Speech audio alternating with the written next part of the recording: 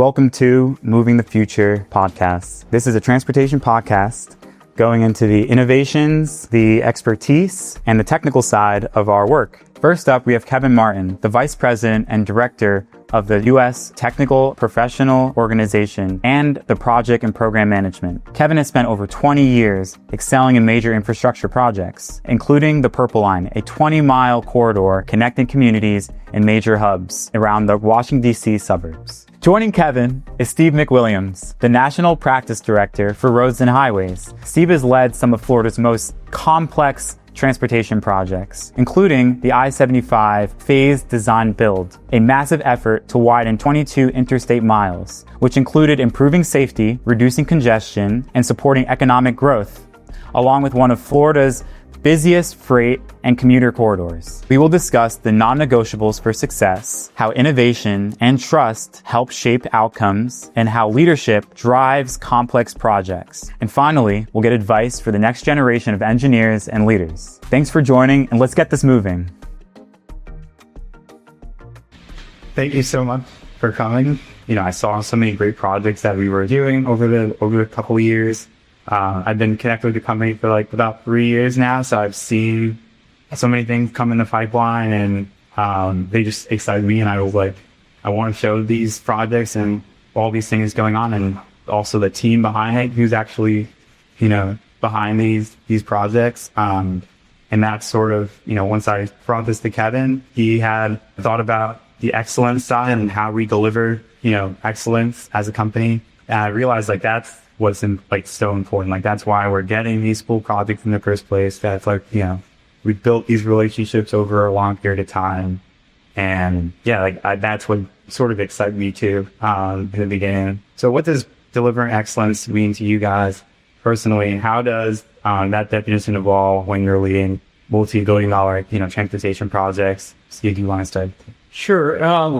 Excellence, there's a lot of pieces to that. There's, I look at quality first. How do we, like you mentioned, how do we win repeat work? It's quality work. It's doing really good work for the client, making them happy in the end. But we've got to keep our employees, we got to keep our staff happy. We got to do quality work internally. We got to oversee those people and spark innovation and communication and making sure people are happy with what they're working on. You can't win a repeat job if you lose people on projects and don't have those lead people that they trust. It's a people business, as everyone will tell you. You can't just plug and play different people from around the country and go, well, I know you love that PM on the last job. Here's a new PM. He's either better. And they're going to go, yeah. And you guys are done. We'll go with one of your competitors. So a lot of that is building up our people and not just having that top PM, but really the excellence has to drive down and bringing the next level of leadership up to help out and learn from them, not just, going, well, we got this guy and he's going to know person, up, 20 year, 25, 30. Yeah. If you haven't brought people up under your PM, under your leadership to take over someday, you're going to be starting over basically. So, that's kind of how I was brought up, being a roadway engineer, and then learning to be a project manager from one of my project managers and one of my mentors. And he would take me to meetings, and the client gets to know you and gets to know other folks. So, it's really quality, I guess, would be the number one thing when I think of excellence. And it'll be kind of straying through a lot of the topics I think today, but I think it gets overlooked too often by some people. People get busy. People think you can skip steps in quality, and you can't. Your reputation is your reputation, and you turn a bad product in once, and there goes your reputation. Yeah, and that's the way I think about it. Is just you spend years honing your craft and becoming capable and qualified to deliver a quality product for our customers, and you work very hard at that, and you build a reputation for repeat business over and over again. And again, the importance of quality is that one incident can undo all the years of goodwill and great work that you built to establish your reputation and for quality and for excellence. So being good isn't good enough. You have to chase that, and you have to think about that and build it into your projects on a daily basis. Because if not, you stand to undo a lot of things that took a lot of time, hard work, and effort to begin with. And I guess like, some of that, even I know some people might think brings even like a pressure onto like the team or whatnot. And, once you have that good culture and a good community and you sort of set out your non-negotiables, that, becomes pretty easy and you can do it in like a happy and, good environment. Can you talk about some of like the non-negotiables and like, what do you think about excellence in the context of like AtkinsRéalis and the things that must happen on every project, regardless of like how big the project is, how many people it's, assisting? I can start. I think, again, quality. I told someone the other day, something we did early in my career is, make it kind of a competition. No one wants to be called out for something bad or that they think they've done bad work. Nobody comes to work every day. Like people say, no one comes to work and wants to do bad work. Yeah. But make it a healthy competition, especially with younger engineers, so they learn quality. And what we used to do when I started was we would check each other's work. We had a buddy system. Like I'm counting an hour next to each other. We were young engineers. Yeah. Before it went into quality control, the first step for a QC reviewer, we would review our own work. No. Well, guess what?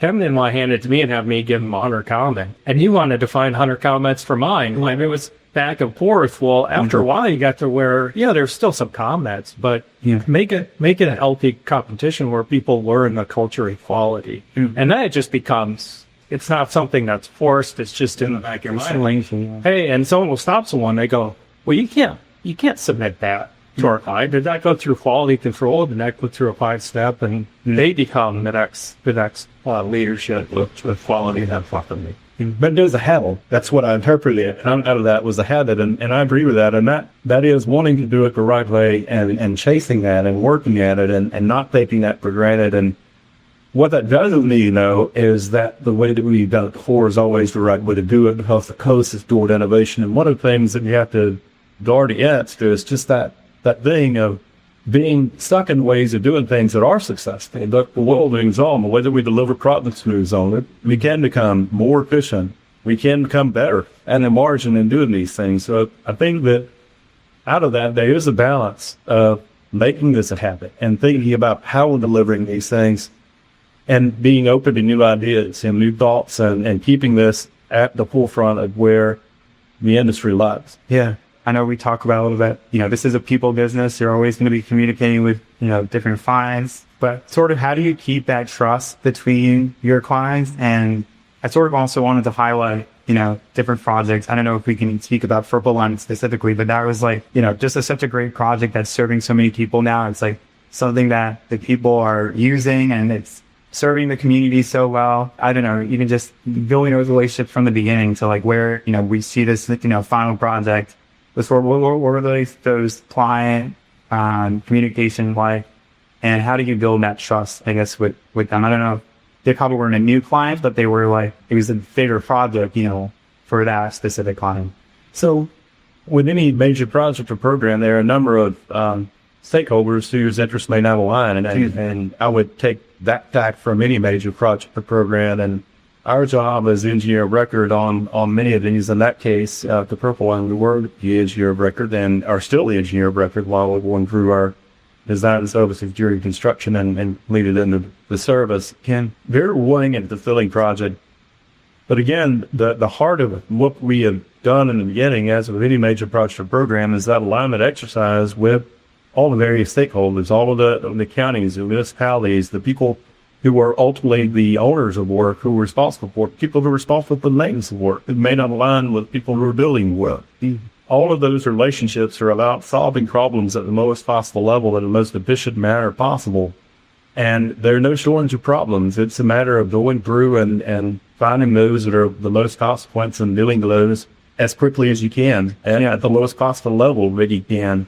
There's a lot of things that become complicated. And you mentioned the people aspect of this, and I could write you a process flow that talks about how to get an approval from authority X that goes through those processes, but what that would ignore are the kind of people elements and stakeholder elements that may dilute that. And their interests may not be aligned, and you obtain that permit, for example, and working through those issues with people to arrive at a mutually beneficial solution is really what our jobs are. Problem solving at the lowest possible level is the way that I would frame that up. Yeah. See? Yeah, I think to go at the trust, it falls right in line with that, the problem solving. I had a client at MPT early in my career tell me as a PM, he's like, well, I want to set the groundwork here from the start of that project.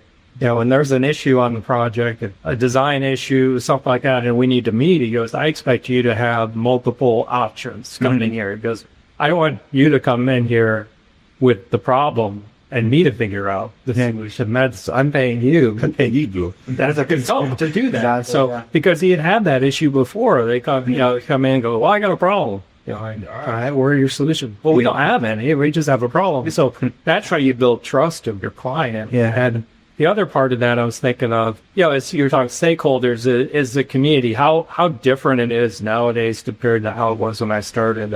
Called it like public information. It was basically everyone felt like the DOTs and the big monster agencies already had the line that's set in stone. They were just like, well, here's the flyers, here's a fancy PowerPoint on what we're going to do, and you can't do that anymore. And now a lot of places have flipped the script and call it public engagement, which the engagement part is what the public has to say. You don't come in with all your options and the things set in stone, like hit the public involved. So, and that goes along with the client. If you can win over the public and help them through that process, a lot of projects did kill because of the public and then, a failure during that system. And there goes your project too to work on. So another form of stakeholder alignment, that stakeholders be the citizens, and where proposing a project that would improve the community to come.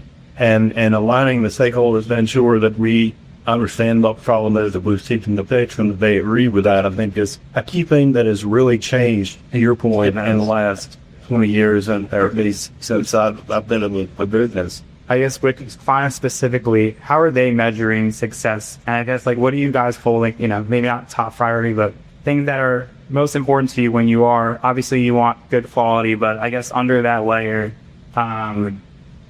his project management, something that's, have his delegation going, you want the right people overseeing the right people as well. How are those relationships? How are you managing the teams as a whole? You guys have a nice broad perspective.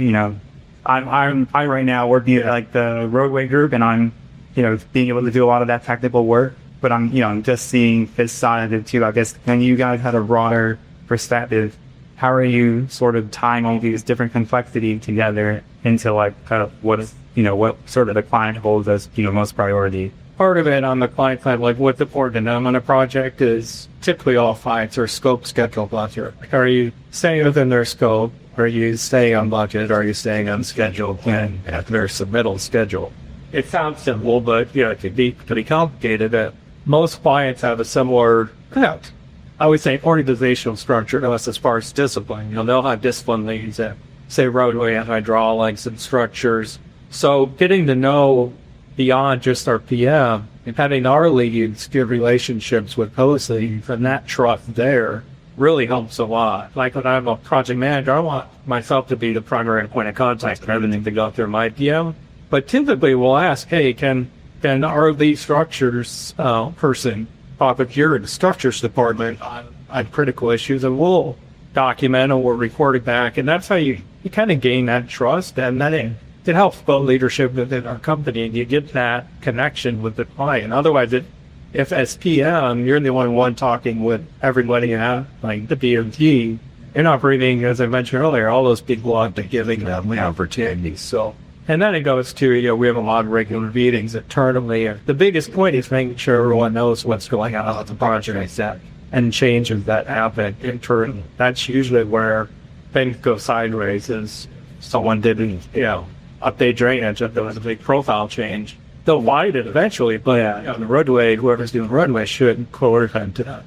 So it's like communication. I mean, all through all this stuff. On another level, I think about the alignment to our customers. What's important to our customers from, I think what I heard you say was more of a tactical project program, deliverables, co-schedule heat, a finite piece, but alignment with a customer vision too is really important, I think, for to make sure that we're serving our customer in a way that is helpful and meaningful and as intended. I mean, Steve does a lot of work with the DOTs across the United States, and I mean, one of their primary focuses would be safety around the public, guaranteeing that, increasing it at the margin where possible, and being intentional about doing so, being fiscally responsible with their taxpayer dollars, for example, in a DOT context, to build those things that are going to improve the safety and the lives and mobility of people and goods throughout their jurisdiction. And I think that we aligning to that as a firm and making sure that our customers understand that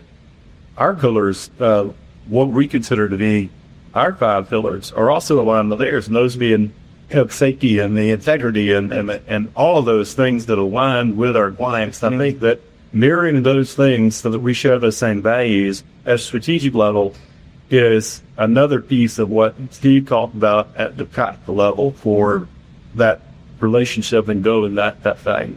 Yeah. And I guess going to those, just those values, I know how important, like, the more I'm learning, like, I want to do those values as close as I possibly can, because, you know, even safety here, those are lives. Those are literal lives that we're saving, you know, every day when we're making these decisions and we're deciding how we're just going about certain projects, how we're doing a ramp, like, where is it going? And if we could talk about some of those, you know, some of that come to mind and sort of why those are our pillars. And then just innovation specifically too, I do want to highlight that one. That one is, like, you know, we see these amazing projects and it's not, you know, obviously we want it to work functionally. We want it to, you know, meet the demands of the people, but we also, like, we're using the new technology now. We're using all these different things. And we have sort of experts in these areas that are now within us that's able to help us in those areas and really shed light to, you know, get at the engineers, having us think outside the box, how we can, you know, maybe model a certain area before we start, you know, construction. Can we talk about some of those values and innovation specifically too?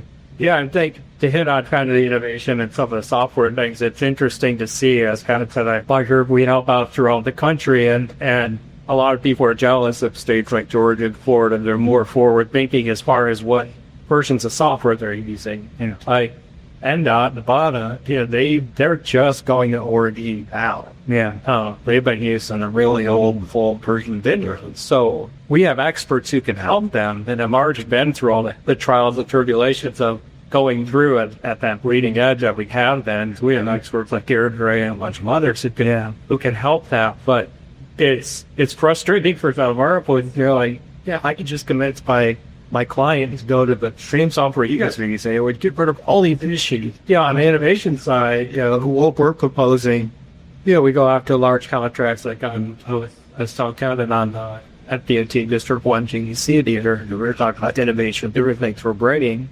One of them is dual planter.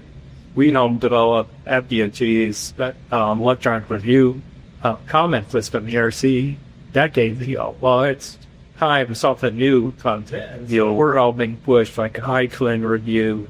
That goes along with like reviewing dream models, which, you know, once we get through kind of the pains of that and figure everything out, you know, that can be utilized in any client we have. And yeah, it's one of those things. It's like every client's so different on where their focus is and kind of what they'll accept. The powers they will get. You know, a lot of them are like, no, we're not ready for that yet, which that's fine. But we want to have that knowledge so we can think of that money. We have a better way to do X, Y, and Z. Let us show you. And if they go, no, we're good, we'll stay where we are, that's fine. But at least they know we're forward thinking. You know, it's harder on individual projects. I mentioned in Captain earlier, you know, we have to be really careful. You know, you look at a design project, we have to have budget, and we can't just let everyone go, well, just be as innovative as possible on everything. It has its place, and we want to look at options, especially on design fields, helping contractors save money. But even then, I've had contractors tell me, they're like, okay, well, you came up with a great innovation. What's it going to cost you to design it? And I'm going to go do my cost. Let's compare those. Yeah. it costs you $50,000 to a generic, you only pay me $75,000. It's not like worth my son. Yeah. Like, it's a great point, though, that not every innovation is great innovation, and not every great idea is a great natural idea. I mean, we face that, and those are kind of a complex series of challenges that you get through, right? And meeting our customer where they are on the risk profile, from the college to accept things at the margin that are new and innovative, and us getting prepared to deliver them in a way that's forthright, repeatable, with all the things that we need from a quality and safety perspective. So it is constantly a balance. It is a balance between the certainty of delivery, the innovation, and how we improve at the margin. But we're always looking for ways at the margin to improve through innovation. Man, I really like that. I think that's another thing that helps distinguish us too. We have the quality. We're showing it, not just one way. I think that's so good. And it sort of plays into like there's an overspill of like ideas, and I think that really helps just push us. And we might be way ahead of our project at the end, just because we were able to communicate really quickly and share these new ways of thinking and break through those initial barriers when you're starting out on a project. And just thinking about some of the culture too within like the office. I know, we were talking about our roadway group, like it's very lively, and I love that. And I'm like excited to be in the office and things like that. How do you guys think about culture when you are, not only just hiring, but we're in the middle of a project, or we're near a deadline for, sort of those more stressful, time-sensitive, situations. How are you guys sharing how to have that for, that culture that's, just really influential and gets the spark going within the groups individually? I'll start, right? Yeah. You mentioned kind of the culture, and when I see culture, I see, walking in the office in the mornings, and I see on my way to get coffee, you can talk about football with kids or things like that, and engaging in ways that really aren't dealing necessarily with work. And last month I celebrated my 20th anniversary with firm, and see this, and you're 31, so congratulations. And the way that I see that is, I work and deal with these things because I'm interested and I want to know, and walking through the office and knowing things about people makes me accountable to them in ways that I otherwise wouldn't be. And I think that builds sort of trust and rapport with people, that they understand that I have kids, I like football and all of these other things, and that we have a lot of the same interests and we share the same problems, and we can share some of the same solutions.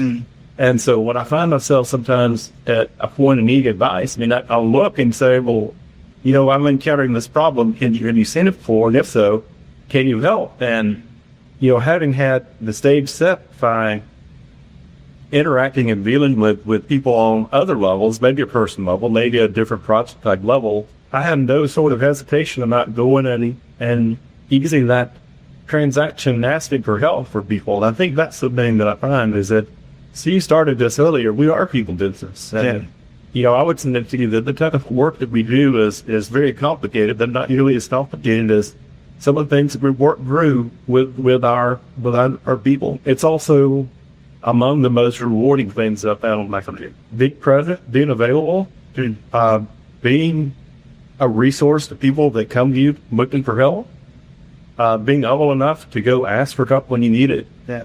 I think all of those things are related. All of those things are eased by the culture that we're able to promote, for people able to talk to one another. If people talk to one another, they're more prone to solve problems together. So finding ways to facilitate that. We have our EAC groups. We have our culture lead at the SOP from Kia Thomas. I'm very much an advocate for those things, because I think those things separate us from a number of our competition. Approach anybody in the company. Don't be scared.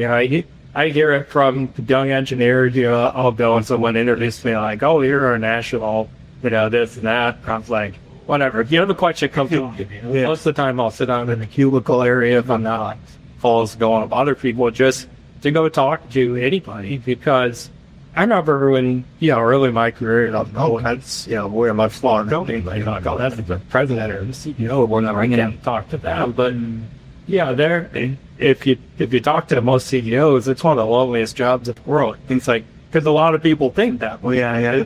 And, you miss out on a lot of great conversations and a lot of great ideas like Dennis said. Somebody's run through that problem before.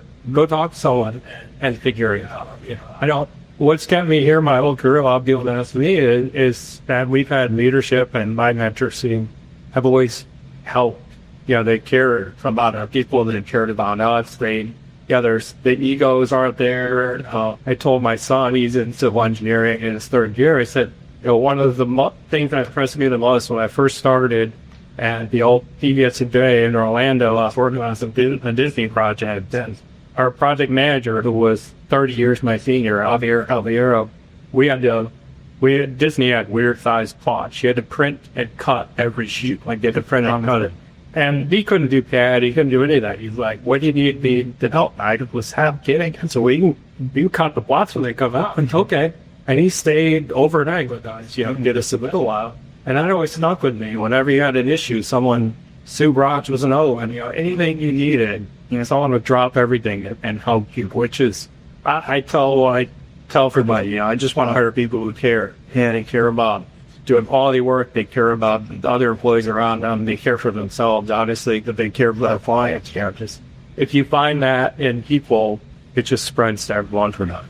And creates that team. So I try to work. The networking piece is critically important. That's it in the business, and somebody will ask me a question, and I'll say, I don't know. I have no idea. But the superpower there is to know the call. Yeah. And then network logic do that. And one of the things that I found having been broadly, in broad roles in the company for some time is I'm constantly amazed by the level of talent that you have. And I've never gone without, when I'm sorted out, to find the help that I was looking for. And it's a matter of finding those people who are willing and able to help. And again, the better your network, the better you're able to facilitate that. So that's a benefit for, I think, the program and for the people who are networking and being networked, that they are able to contribute directly and indirectly in a way that you can do otherwise. Oh, yeah. I feel like I've just seen, there's so many people that obviously I'm trying to see where my career is going. I want to see who's in certain positions that, or doing work that I would like to be doing. And, either they have, 100 letters after their name because they're just they're ready to go, and they're so engaged with what they're doing. It's aside from the work environment and all these things, but they're interested in these topics, and they do want to make a change in the world as a whole. And, we see these letters, but they're looking at the bigger, these bigger pictures. With these certifications, I'll be able to have a better idea on how to help in these areas. And open doors from it. Oh, yeah. And it creates, when we, put these people on a project, they stand out. And that's sort of how we are able to, again, talking about the folly that could, drive that in the beginning, and also just drives the networking, the community. And just about the culture too. I'm sort of a product of the Atkins Foundation, and I was, someone that was supported in that from the beginning through Compto. And I love that they were, this was the only company I really saw really doing that.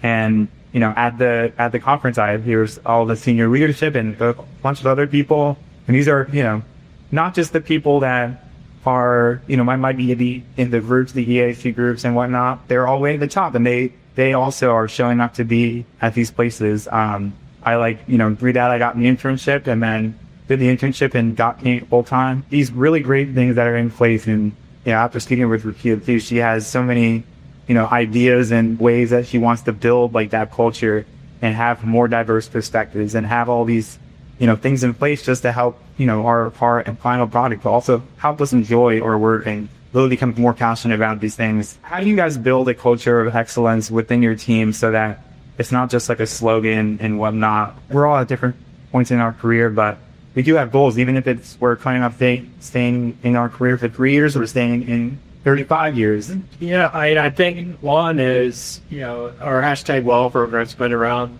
quite a while now. I think some people were a little skeptical at the beginning, but yeah, it's become a great program for people that get rewarding for, not just saying thank you and going, take it to people to lunch or get some pizza or whatever, but really show them, and it shows up in their reviews, and it shows their manager how great they're doing. Yeah.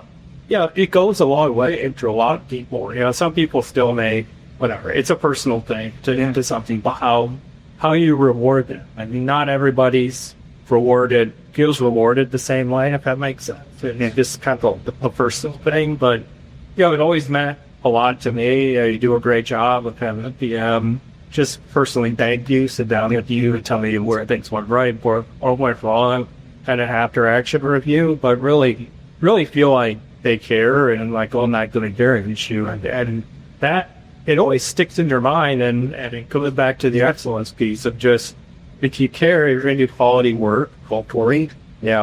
We get paid by our clients, usually want to do something once and do it correctly. So that helps the financial, that helps us be successful, gives quality work, gets repeat work. It all just kind of builds on itself. And before you know it, you have an office like this one, that's our largest office in the U.S. Has great team chemistry, and you see it, you notice it as soon as you walk in, like you said. Other offices are jealous because there's a lot of offices I go to that we have great people, but it's such a small office, and we have people kind of run there. A lot of different people working on a lot of different projects. They don't really all work on the projects. They don't get that team building and that team feel. And it's hard to do over Teams calls and full People are the most rewarding part of the last 20 years of my career here. I think that I could have gone and, from a personal point of view, have gone and built roads in any number of places. But I think back about the relationships that I've made and to build that among the teams. The way that I think about that is I think backwards from the day that I walked out of school and onto a job and didn't know even. I mean, being nothing. Yeah. And then going from that rapid uptake to learning something that you were now productive in doing meaningful work, and then growing along in your career, there's always been people who've taken the time and the effort to talk to me, to provide their perspective, their insight, their feedback, to solve problems for me, right? And when I come to know any better how to solve a problem, they would know or find someone that could help me. I've never forgotten the people who were available to help me when I really needed it. Yeah. And conversely, you always remember the people who weren't there when you needed a hand to lend those up, and you have a choice to make. And leadership, you can choose to be the person that doesn't help the person that does help. And if you're building a team, and I think about the satisfaction of learning something and being more productive or being more helpful because of something I've learned because I asked, I hope to be that person now. That's the only way that I know to pay it back. In gratitude for what I've gotten in return. So that's the way I see it. I think we have a responsibility as leaders to be there, be available, to as best we can understand and work through people that help them solve problems. I think that too, just to watch people grow, to see people's careers go where they go in a company when you may have hired him straight out of college. He's the one thing that as a young engineer, and like I said, didn't know anything, and just to see where careers can go and help mentor people. I think that's something we can promote even more than a lot of people do, is both ways. Be a mentor, but also at any level of your career, be a mentor. But don't be afraid to reach out to anyone and ask them to be your mentor. Someone just, like, wow, they do a nuclear. I don't know anything about that. It doesn't have to be road. It doesn't have to be drag. It doesn't have to be something. But go learn about something else we do learn from a different leader in our company. I think that's great advice. I think that, people think about mentorship as something that's in a linear line 2 or 3 levels above you, and that you would do A, then B, then C, and life is important that way. If going to other parts of business and other skill sets and other perspectives, branching away from that and seeing how it's done, I think is really, really important, because you don't know what you don't know. And when you do engage people that have the diverse viewpoints, that's the benefit, is that you in turn have a more diverse viewpoint since you've added another one there. And that's an attitude and a mindset, and not anything more than that. I think that if you are receptive to hearing criticism, or receptive to hearing innovation, or receptive to hearing bad news, good news, and everything in between, that's really helpful. I think it really helps. Yeah, there's so many things, the culture piece, there's the internal piece. We've sort of moved around a little bit with our business unit. And, now we have a highways and roadways and tolling group individually. And I know I wanted to just talk about that too, and how that's sort of helping, going to bring our, technical expertise even more and emphasize those things. Have, these people, overseeing these specific projects. And I think that helps just direct communication even, and it's going to help with so many different things. And now that we have more of these, projects coming out, if we can, talk a little bit about how that sort of reorganization is helping, direct some of the talent that we have now and where they're trying to go. Just about the opportunity marketplace really quick. Like that was, that's sort of where you can do as mentoring. I've sort of explored that and was able to find a lot of people through that. And you find out we do have a lot of talent here. And it's like, there's people doing or have done a lot of the things that you may want to be doing right now. I'm happy to talk about that. The way I think about that is, where I close the last piece out is paying it forward or paying it backwards, however you choose to, whichever seat you're in, I guess, is the way that I would do that. But taking that responsibility as a mentor and throughout my career and not only my career, throughout life, there are people that you receive advice from that it can be unsolicited, it can be solicited, but having viewpoints from people who have been in places that you're about to go is so valuable, because it may not parallel what you're doing on a one-to-one basis, but they do things about their experience that you can learn from. And it may not happen, or it may happen to you. Either way, you're more aware of the circumstances that are in front of you than not. And when I think about mentorship, I think mentors mean different things at different points in your career. When I started out, I mentioned earlier, back to nothing. I was learning how to gain context to be valuable at a very tactical level on a day-to-day basis. Yeah. And since that's moved on to different things about, navigating sensitivities that I haven't navigated before, for example, or dealing with complex technical issues that maybe I haven't had to navigate before. But it's not necessarily about finding the people. I think I've always found people when I've looked. Yeah. What's kept me from that most of the time is my unwillingness to look. And I think as I've learned, one of the things I've learned about that over time is to be more receptive to self and to look outward and to look out for others' experiences, to blend them on, to figure out what not bad best path forward is. Yeah, I tell people too, mentorship it's not just about work, stuff. It's, you kind of create a bond usually with the mentor. If not, you go search another one. But I've had calls where the whole call, nothing about it was dealing with work. It could have been just an issue someone had at home or something they wanted to talk about. It's great to just have that connection with someone. And I've talked to young engineers. I was mentoring someone right out of college, and I was like, "Well, are you a mentor?" She's like, "No, I don't know any." Like, well, you're like 25 years old, you know something. Yeah. And at this far, Yeah. I'm sure someone you've been out in years, someone is coming in, in a couple months or just came into our business, they're going to have the same fears and questions you had. So be their mentor. So, to go back to that, just always be open and willing if that's something that you want to, most people if you want to take care, they want to help people. That's a good point. You don't wake up one morning adding more value to the conversation. Yeah. Right. You have to start somewhere. It begins with that. I think that's a good habit. If I had to do over again, I think I would have started earlier and I would have recognized that. And I think that's really good advice, is to seek that out, because what that does, it increases your humility, it drops your ego, and it gets you in the habit of saying, if I don't know, then I have an outlook to fix that. Mm-hmm. And it conditions you to take that route rather than to agonize over it or sue over it, and you may not come to the right conclusion after all that to begin with. Yeah, and I guess just with, moving from the people to, having that highways, roadways, and tolling group, can we talk about a little bit of how that's going to sort of drive excellence, in our work and highlight our technical expertise, direct more people to the right people? Could you talk a little bit about that too? I'm excited because not that we have now, but we were split before into two business units on the local roads, municipal roads, whatever you want to call it, cities and counties. And then we're on the DOT and toll side. We're in another business unit.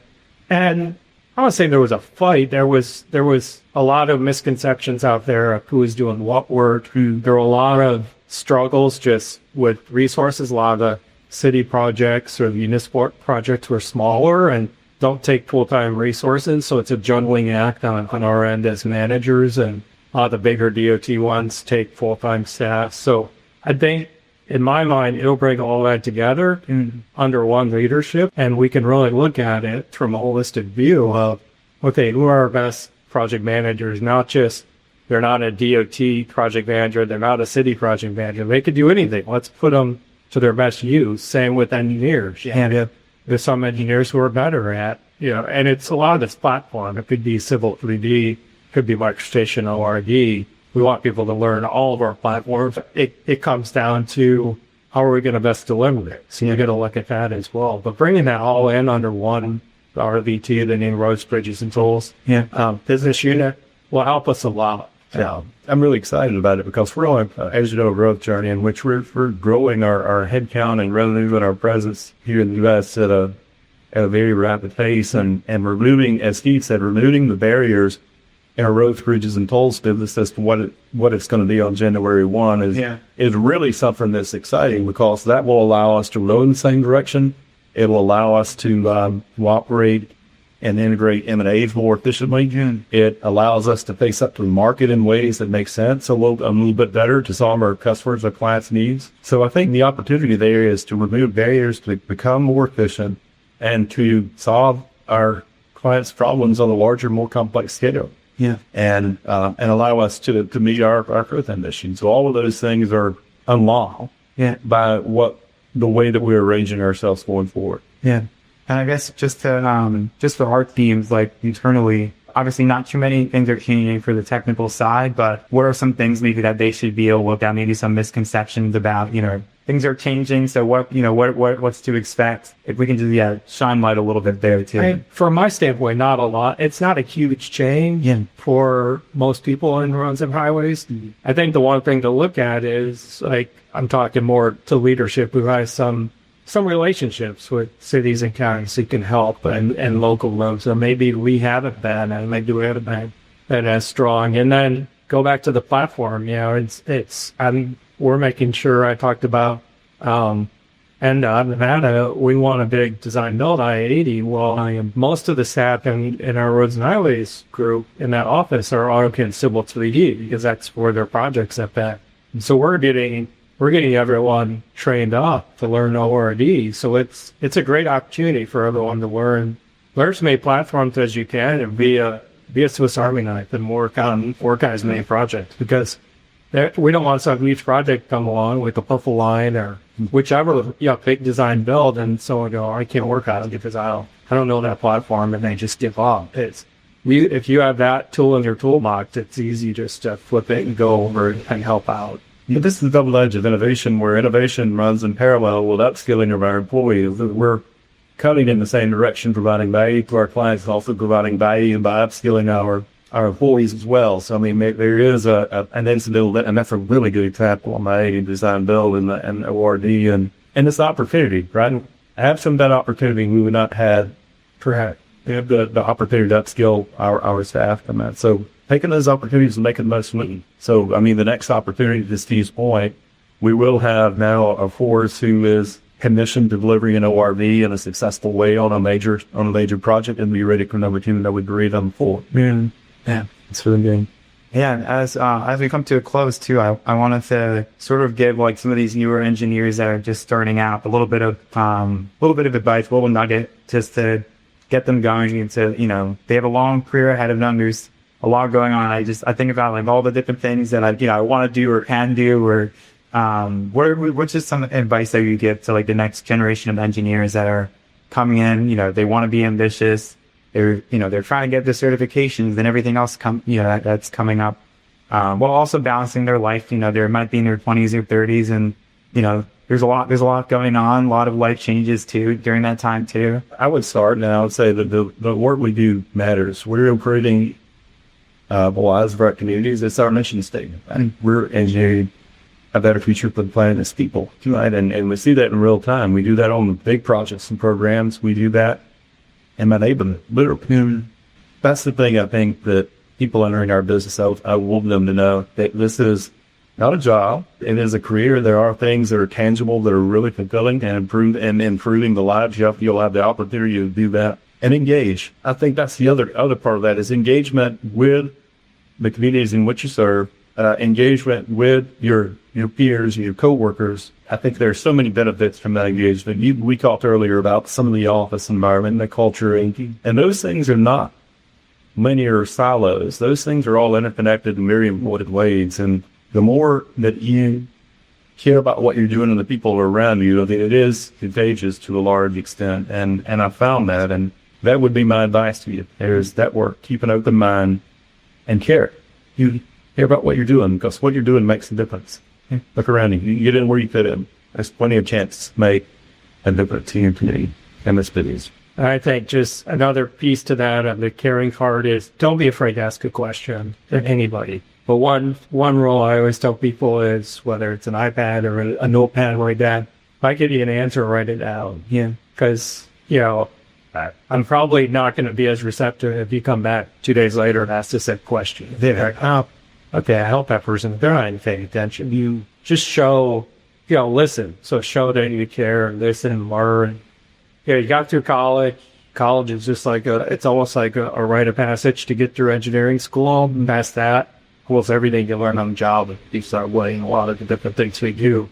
You're going to learn. You have to learn from people and ask questions. So don't be scared. Don't go down a rabbit hole of going the wrong way for a week and then coming out and having the wrong, having to start over. If something doesn't look right, ask a question. It's not like college where you have to have the answer to everything, within 3 seconds. So it's a hard thing to get past, because you're just out in college. You have to know the answer to everything, and then becoming here, it's like, well, you don't have to know the answer. And really is you don't. You don't know. So don't be scared to raise your hand and ask a question. That's pretty nice. And I think, the more you do that, the faster you're going to learn too. And you won't be asking those same questions. And, in some time you might need some clarification at some point, but you won't be asking those same questions. And those questions are going to change too. Like what you're asking, you're going to have deeper understanding of what you're doing. And, I think that's so good. And even just the notepad, having that, it does show that you care, and you want to, you want to make sure that you understand exactly what they're saying. And, they might be expecting you to ask a certain thing about, what you're learning, because they're like, maybe, I don't think I've shown him that yet. I don't think he knows how to use that tool yet, in ORD. They're almost prompting you to, this is what I need you to do. Do you have any questions? That opens up all the doors, and, you can have one conversation and cover everything, or you can have 50 over, a few months and redoing work multiple times. So, and once you learn it, guess what? We could teach other people. Oh, what do? Yep. Yeah. And on and on and on. So that's just how it goes. Yeah. So I think that's all I had. But I wanted to thank you guys again for doing this. This is just great. And I feel like I've learned so much, and I feel like everyone's going to take a different nugget from that. And there's so many people that need to hear these things. And, we might speak about it, or we might see it in, behind a slogan or whatnot, but it's really important that we have, these ideas shared constantly. But yeah. No, we mean it. You know that, right? Yeah. We do. 100%. I hope you see that. 100%. Yeah. Thank you. Thank you for joining us on Moving the Future. Stay tuned for more conversations with industry leaders driving transportation. Next, we have Marilisa Stigliano and Kobe Adebotang. Marilisa will give us behind the scenes on how our technical work is conducted throughout our company. Kobe will be giving us a contrasting perspective on transportation and how the technical delivery is conducted throughout our company.